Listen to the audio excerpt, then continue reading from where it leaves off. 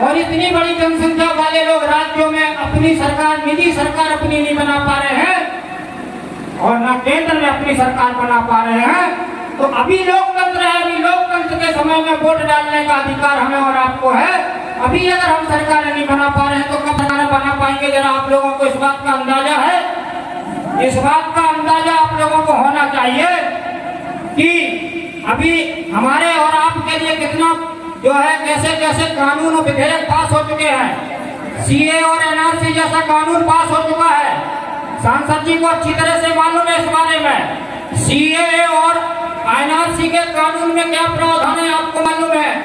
2024 के बाद जिलाधिकारियों, निर्वाचन अधिकारियों को निर्देशित किया जाएगा कि कर्मचारी जो है दरवाजे दरवाजे जाकर के क्या लेके जाए, वोटर लिस्ट लेके जाए और उनसे जातिवार जनगणना की बात करी जाएगी कि जातिवार जनगणना की जा रही है, आप लोगों की जातिवार जनगणना में हम करने आए हैं। अब आपको एक कागज और देना है। आपको वो कागज कौन सा देना है?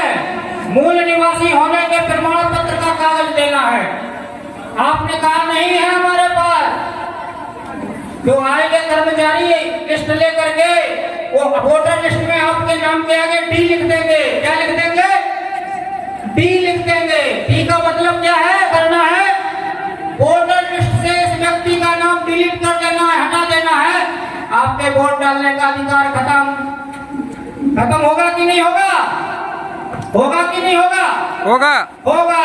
तो फिर भाइयों बहनों, आज हमारे आपके लिए बहुत ही ऐसा समय है जिसमें हमें और आपको बहुत सोच समझ करके अपना फैसला करना है, अपनी बात को तय करना है। क्या तय करना है? इस तरह से नौजवान साथियों ध्यान दीजिए, नौजवान साथियों बात नहीं कीजिए, ध्यान दीजिए।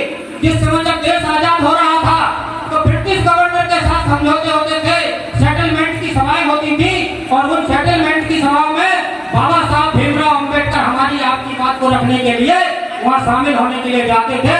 तो ये जो भारत के जो यहाँ के नेता थे जो उस सेटलमेंट की मीटिंग में जाते थे, उनका कहना था कि ये भीमराव अंबेडकर को इस मीटिंग में न रखा जाए, ये भीमराव अंबेडकर को नेता ऐसा नहीं है। तो भीमराव अंबेडकर को उस मीटिंग से एक बार बाहर करवा दिया। क्यों करवा दिया? क्योंकि डॉक्टर बाबा साहब भीमराव अंबेडकर शूद्रों की बात रखते थे, महिलाओं की बात रखते थे, अल्पसंख्यकों की बात रखते थे, उनके अधिकारों की बात रखते, उसके लिए बार्गेनिंग करने का काम करते थे ब्रिटिश गवर्नर के साथ उनके सेटलमेंट के समय में। आज सत्ता कौन लेने वाला? क्योंकि सत्ता लेने वाले भारत के लोग थे। गांधी, नेहरू और पटेल सत्ता लेने के लिए वहां पर सेटलमेंट की सभा में समझौते करने के लिए जाते थे। तो वहां पर बार्गेनिंग करने के लिए बाबा साहब जाते थे। आज भारत की सत्ता को हटाने के लिए कौन आगे आ रहा है? इंडिया गठबंधन आज एनडीए की सत्ता को हटाने के लिए सक्षम हो रहा है। तो इंडिया के गठबंधन वालों से बार्गेनिंग का काम कौन करेगा कि हमारे लिए आप चुनाव के बाद में तो सब भीख मांगते हैं, हमारी ये मांग पूरी करो, हमारी ये मांग करो, हमारी ये मांग पूरी करो। चुनाव के पहले कोई भी अपनी बात मनवाने के लिए बात करता है क्या? वो बात हमें और आपको करना है और आपके सहयोग से होगी। छत्तीसगढ़ के आप थोड़े लोग जरूर हैं, लेकिन ये छत्तीसगढ़ में पूरा जलवा जमाने के लिए आप लोग पर्याप्त है।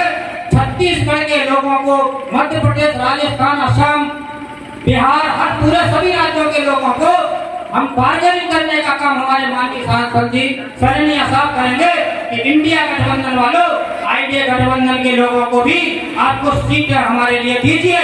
जहां से हमारे आईडीए का उम्मीदवार खड़ा होगा उसको आप सपोर्ट करें और बाकी के आपके पास तो 543 सीटें हैं, वहाँ पर आईडीए गठबंधन आपको सपोर्ट करेगा। बात बनेगी कि नहीं बनेगी? बिल्कुल बनेगी। सरकार बनेगी अपनी कि नहीं बनेगी? बनेगी और आईडीए की बिल्कुल बनेगी। आईडीए की भागीदारी कब होगी? जब आईडीए को आप लोग मजबूत करेंगे। बात कुछ समझ में आई आप लोगों को? ये बात सही है कि गलत है? सही है। सही बात है ना साथियों? ये बात सही है तो फिर इस बात को भूलना नहीं, इस बात को भूलना नहीं। बहकावे में मत आना। एनडीए की सरकार को आप लोग भी अच्छी तरह से जानते हैं कि अभी आईडीए गठबंधन कहीं पर पिक्चर में आने वाला नहीं है सरकार बनाने में। तो अभी हमारे आपके सामने क्या करना है? हमारे आपके लोगों को आईडीए गठबंधन की बात को मजबूत करने का काम माननीय सांसद जी करवा रहे हैं, हमारे सभी साथी करवा रहे हैं। छत्तीसगढ़ में हमारे कुमार गायकवाड़ जी करवा रहे हैं, जिम्मेदारी ली है। तो क्यों ली है ये जिम्मेदारी? इसलिए ली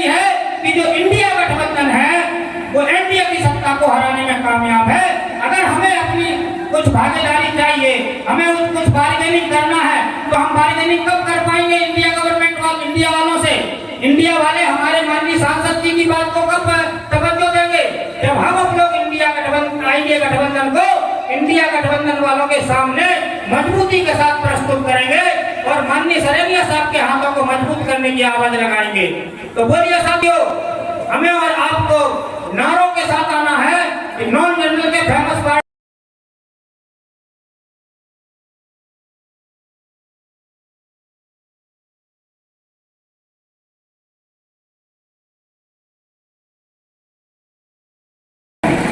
तो अभी तक हम लोग बेसब्री से इंतजार में बैठे हुए हैं। इसे आप लोग के काबिल हैं। जो साथी पीछे हैं एक बार बैठ कर गए हैं वो सुन के जाए, 2-4 मिनट का समय और है। अभी आप लोग यहाँ तक आए हैं, सुन करके जाए।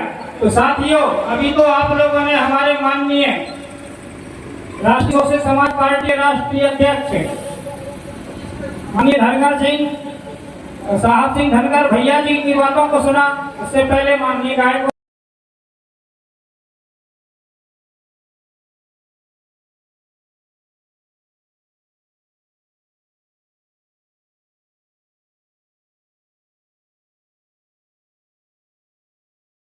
तो आप बताइए, अलग अलग संघर्ष करो भाई।